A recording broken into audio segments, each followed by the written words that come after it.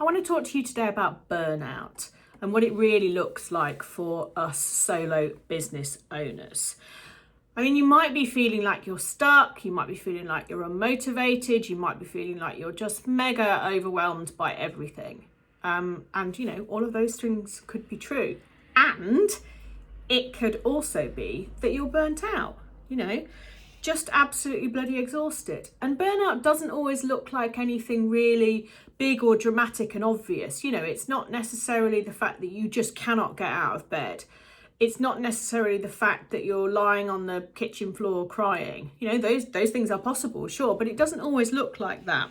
Sometimes it takes the form of losing interest in stuff that you liked before, or you're spending ages just mindlessly scrolling social media, or you're procrastinating. You know, you've been staring at your inbox for 40 minutes, not just, I don't know, just staring at your inbox, not doing anything, just going, there's another email come in. Okay, I'm just going to keep staring at it. You know, I think we've probably all been there. Things like rebrand, you know, hyper focusing on a rebrand when, you know, what the hell is that going to achieve? Probably nothing unless you're like a mega brand, or endlessly tweaking stuff on your website. You know, all these kind of procrastination things that happen, and or feeling like you've lost your spark but you can't figure out why. And I realise I'm describing every single perimenopausal symptom as well. However, you know, that can be in part of the mix too. But in this episode, I'm really talking about what kind of burnout really looks like, particularly if you are high functioning and always used to coping, right? You have this keep calm and carry on kind of attitude about things, which is stiff upper lip. It isn't necessarily all that helpful or all that healthy, okay? And I want to help you to kind of gently move through this without burning everything to the ground, because that's the temptation. And certainly my most serious period of burnout was, I didn't realise, but when I was in the process, or it became the process of me leaving my last job, coming up for 14 years ago. And I can look back now and go, whoa, that was not good. I was not well. But look where I am now, 14 years later. So yay, everything works out in the end. But it was very, very difficult. And I just went into full overwork hyper mode. And that's not really isn't a great way to cope with things. And I know through certain times in my business over the last 14 years or nearly 14 years that it manifests for me in a couple of ways. One is I am absolutely utterly exhausted, but I can't stop. So I keep going, I just keep going. Or whatever, this is it, done, not going to do that anymore. So it's quite, you know, it can be quite dramatic and quite flamboyant sometimes, but you need to know what your signs are, okay? And certainly there's the autistic scale of burnout, which is different to, like, I don't know, the neurotypical scale of burnout. We have added elements or something, but and there are, when I did some work with an autism coach after I was first diagnosed, and he explained the 5 levels, the 5 stages of autistic burnout. And certainly I would say that I operate between level 2 and level 4 at all times. I've never been level 5, where I can't get out of bed at all, and, you know, can't go to the toilet unaided, and all, you know, all these very, very serious stages of burnout. But certainly I've found it extremely hard to just kind of get through the day at times. But I've never not been tired since I was a teenager. You know, it's like a standing family joke. And my mum will say to me, "You're always tired." And I'm like, yeah, I know, because there's so much shit going on in my head, and I have to work 10 times as hard just to, like, get through the day that other people don't. And all these things are factors, right? As well as all the things that you might be experiencing. You know, there might be kids or ill parents or just lifey stuff that adds to this, especially if you're trying to keep your business going too, right? So burnout is really, really, really common, really common. But I want to share all this with you because it is talked about, but I don't know if it's normalized. And I think that is the difference, in that this is not something, you know, oh, you've got COVID, here's how to cope with it and it will go away soon or whatever. This can keep happening, and this can keep coming back, and this can be a state that you live in. How about trying these things to minimize it? Yeah. I mean, one thing is try and get a good night's sleep, obvs. that really helps with everything. But actually, a lot of it is, you know what, it's the stuff in your head. That, for me, I'm very rarely physically exhausted, but I am mentally exhausted, like, all the time. I mean, I'd love a nap right now. It just, you know, all the time that I carry that with me. And you might well be the same as that at all. But really, I wanted to kind of do a love letter, I think, to all of you, to every brilliant woman who feels like she's perhaps losing, you know, you're perhaps losing your spark. You know, maybe you feel like you're broken, but you're not. Maybe you feel like you're failing, but you're not. Maybe you feel like you can't cope anymore, but you can, because really you've been pushing kind of too long with all of this stuff, I think. And having a space and a person and a voice that just says, do you know what? Yeah, this is shit. And sometimes it's really hard, but here are some things that might help. I hope is kind of a bit of a load lifter for you. So if you're dragging yourself through your to-do list, if you're doubting all of your decisions and you're wondering where your energy went, I want you to hear what I'm saying here. That absolutely, categorically, you are not the problem, right? There is a better and different way of doing things. So what does burnout actually look like for you? And why does it kind of sneak up sometimes? And how you can rebuild your confidence and clarity, I guess, to help you keep moving forward with this without pushing any harder. Because my God, you push hard enough as it is already too hard, probably. Right, so let's talk about the signs that you are not failing and why actually you're just exhausted, why you're mentally, emotionally, maybe hormonally exhausted too. You know, as you get older, these things change, and perimenopause is obviously a very real thing that adds a certain special sauce to life. I don't know. I don't think that I am yet particularly impacted, but who knows? You know, I might be going just quietly doolally, and I've just not registered it because it's a bit of a creep. But anyway, so the signs that you're not failing, right? Well, one is that you're up and functioning. So yes, you got dressed today, woo! Or, you know, you at least got out of bed today, woo! That's something. Yeah. And sometimes these are the things that need to be celebrated as much as getting a new client or having a 10K month or whatever. You know, it doesn't, you know, it's the small things that make a difference. You have clients who are happy with you. That's a massive celebration, right? You have repeat clients. You get new clients. This is all working. Something you are doing is working. So that's great. So you're not failing there. You have a roof over your head. Yeah. I always used to say that I thought one of my biggest achievements in business was keeping a roof over my head.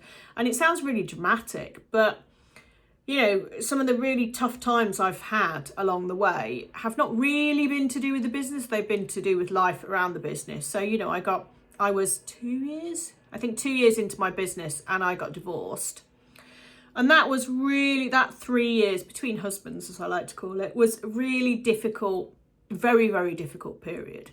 And I bought my ex out, and that put an enormous financial strain on me.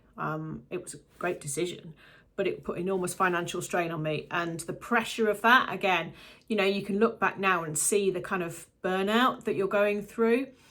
But you don't really realise, oh, well, I ended up selling my house and buying a smaller house just to kind of ease some of the pressure. But actually, I was thinking about it just when I said that. And one of the things, again, you can see the burnout when you look back.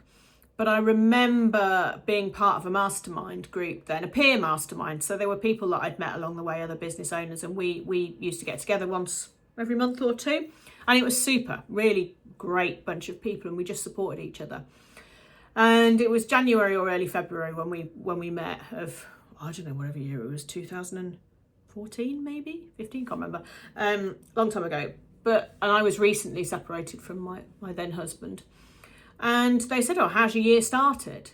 You know, to everybody, how's your year started? And I was like, yeah, I haven't really done anything. I've watched the first three seasons of Scandal. I did, you know, I really loved that programme.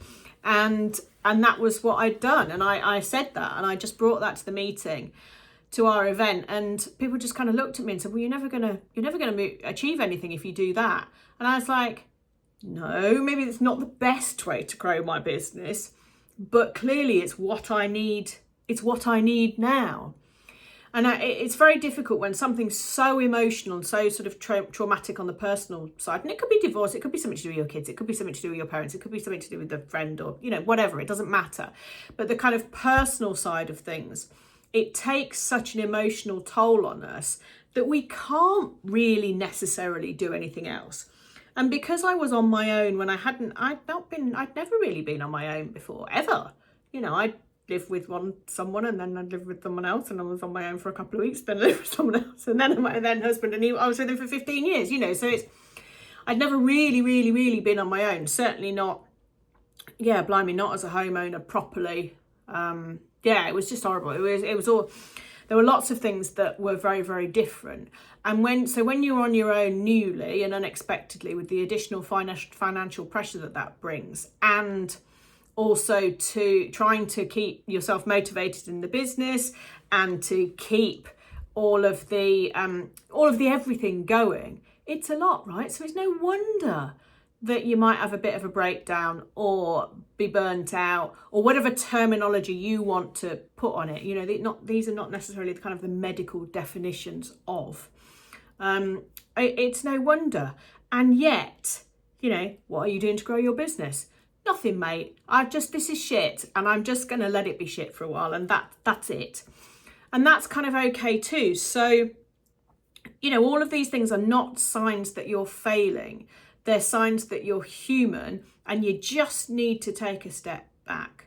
Sure, there are business models that you can put in place so that if you do need to take a step back, you're less likely to negatively impact your income.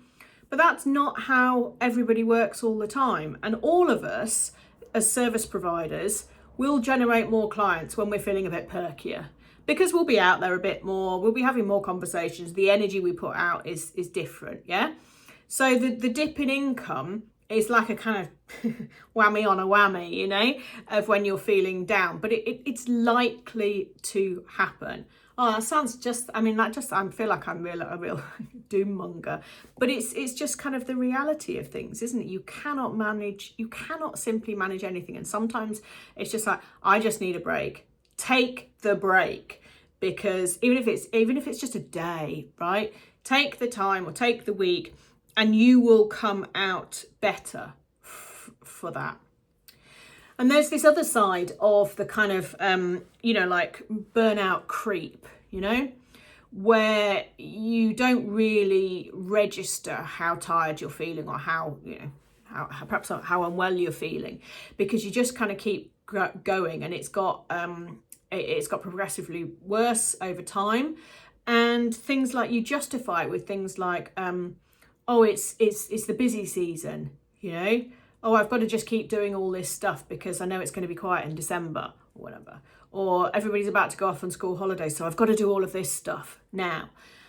Those things are true, that there will be potentially seasonal fluctuations in your business, but that doesn't mean that you need to kill yourself in order to get ready and prepared for that. You can take the whole of the following year to prepare for that. It doesn't have to all be in a 3-week period. So one of the biggest graces you can give yourself is to plan ahead. I'm rubbish at planning, right? I'm rubbish at planning ahead, because I might plan something, and then when it comes on, I'm like, oh, I'm not interested in that. I've absolutely lost interest in that. I wish I'd done it at the time rather than planned it for 6 months in advance. So I know that, okay? I also know that an element of planning is really, really good for your mental health, because you know what's coming up. You might know when you kind of need to dig deep for something. Like the month of June for me, there's loads of things going on, including a week's holiday, but there's lots and lots of things going on in my business. I've got a couple of events that I'm going to, and I know it's going to be a tiring month because there's upset to routine. Oh, and we're also moving house as well. So, you know, hello, let me put everything in. I just know it's going to be it's a tough month, but knowing that it's a tough month is okay. It's going to be a tough and tiring month because July, August, they're often quieter months, right? My business doesn't close at all. And so if you're listening to this in July and August, absolutely you can come and join Confidence to Grow and work with me, for sure. But generally speaking, there are fewer networking meetings. There's perhaps less conversations, you know, fewer conversations being had. And so you can maybe kind of time things like that. That's what I mean by that. But if you're having a busy month, then a busy month, then a busy month, then a busy month, then a busy month, it's not sustainable. It's not sustainable. And busy, by that I mean lots of things going on. You know, if you have a steady stream of clients and income, great. And you can perhaps outsource some bits or stop doing some bits that aren't really helping. But if there are unexpected things, and I do include having a holiday in that, right? Well, it's not unexpected, but, you know, unusual, non-routine things. Because having a holiday takes time and energy and effort. You don't know what the place is going to be like when you get there. You don't know how it's going to work. Your normal routine is upset. And these are very neurodivergent things that I'm talking about here, about the kind of overwhelm of holiday. But it is real, and all of these things need to be factored in too. And you just need to be kind of kind to yourself. This is going to be tough, but I'm all right about that because I have planned rest afterwards. You know, I planned even after your holiday, right? Don't have a really mad week the week after a holiday, because you kind of need to, if you're anything like me, you need to readjust to being back at home and kind of just, whew, even as amazing as the holiday is, it's this change of space, I guess, that can be really hard. So pushing harder is going to stop working after a while. You know, the first few years of me being in business, oh my God, I worked hard. I put in all the hours. I don't know, I probably had some 17-hour days. And yeah, wow. I mean, it was great, right? Turnover was incredible. I built a team. Profit was awful, but that was down to me spending too much, really, if I'm absolutely honest. But anyway, I'll do a different episode on that one. And this was at the very start of my business journey. But I worked and worked and worked and worked and worked, and it got to the point where, of course, I wasn't happy. So I changed everything. And I can see again now, looking back, that really I was burnt out because I was putting everything into this. But because I had a team, they were super people. But because I had a team, so much of the income had to go on them, their salaries, OFS, and also on the office that we had and all these things. So I was having to work twice as hard, 5 times as hard as if it was just me on my own. And so I went back to being just me on my own, and that was so much better. So you can look at your business model and see where it is draining you, where it is adding to your feeling of overwhelm, because just pushing harder, you can't do it. You cannot do it forever. And when you are in that state of emotional exhaustion and overwhelm, it really affects your confidence and your clarity about what you're doing, because you're scrabbling around kind of trying to get stuff done and trying to do the next thing. And then there's this, and I'll throw this at that and throw this at the other. And it really does, it impacts negatively impacts not only like where you're going with the business, because you can lose sight of your focus and your goal, but it also negatively impacts your confidence as the business owner, as the face of the business, and also as the deliverer of the things, right, of the service, because you're just scrabble. It's very, very difficult to maintain any kind of outward or inward, like sort of structure and understanding of yourself, because you end up always reacting to stuff and firefighting and more, and that's very, very difficult. Whereas if you take a step back, cut out a load of stuff, refocus on what it actually is you want your business to look and feel like, you're going to just feel top of the world, I'm telling you, because it's all led by you and fed by you. And that's one of the things that's really core to my Confidence to Grow coaching space. It's one of the things that I spend a lot of time on with my clients, and we revisit and we revisit and we revisit, because you have to be central to what you're doing. And you is like how you feel, what you believe in, what you want, and crucially, the energy that you've got, right? I know that I'm a low energy person. I know that. I have my fits and moments of being high energy, but then I'll crash. And so, it's why I sleep a lot. It's why I watch quite a lot of TV, because I find that a very soothing experience for me. And I know all these things, right? And I know how to manage it. And I know that if I've got a day event, or I'm speaking on stage, or I'm hosting an in-person event or something, I know I'm going to be absolutely knackered the next day, because it's a different level of energy to, bobbing about in the office on my own, which is what I normally do. And so I just factor that in. And I do spend a lot of time with my Confidence to Grow clients talking about this and supporting them on that, because it's never, in my mind and in my world, and if you work with me, it's never a failing, right? To feel burnt out by the way your business is currently and then change. To me, that's a thing to be celebrated. That's really about having confidence and clarity in yourself and what you're doing. And it's a real focus on what you're good at. And I just think that's absolutely incredible, right? It's never about not doing it enough in your business. It's about strategically focusing on the things that really make a difference, right? Even if it's not what the experts say you should be doing, yeah? If you do one thing and it works well, do more of it. Don't then start doing 10 things, yeah? And I'm sure that there are things in your business that you do that if you stop doing them would make naffle difference. And so I guess that's what I would like to invite you to do, is just kind of take a step back and try and analyze the whole picture of everything, of the hours you work, of how you work, or whether you go here or there, or what you're doing, and just what would be better if I just didn't do it? What would make me feel less stressed? Yeah. What would prevent burnout or allow me to have a bit more headspace and therefore a bit more energy? Take a look at that, and I'm sure there will be some stuff. And please do let me know. Send me a DM on Instagram or LinkedIn, or drop me an email. I always love to hear from people. And just to say, actually, if I've got a download that might help you here, if you're feeling kind of stuck. So if you go to libbylangley.com/stuck, I'll automatically email you. That's not what am I talking about. It's all set up automatically. I'm not going to email you personally.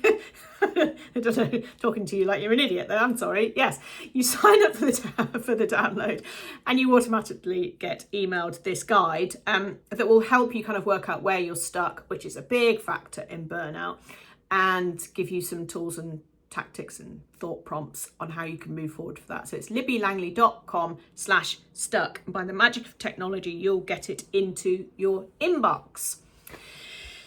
So between us, if we think really carefully and really conscientiously and structuredly, then we can actually minimize the burnout that we feel. I'm not saying any of this will eradicate it, because I function on level 1. Level 1's a good day, right? But that's something that I work on myself, and I hope that you will continue to work on this for yourself, so that you can have a happy business and a happy life. That's all I can ask for you. So thanks for joining me again today, and I'll see you next time.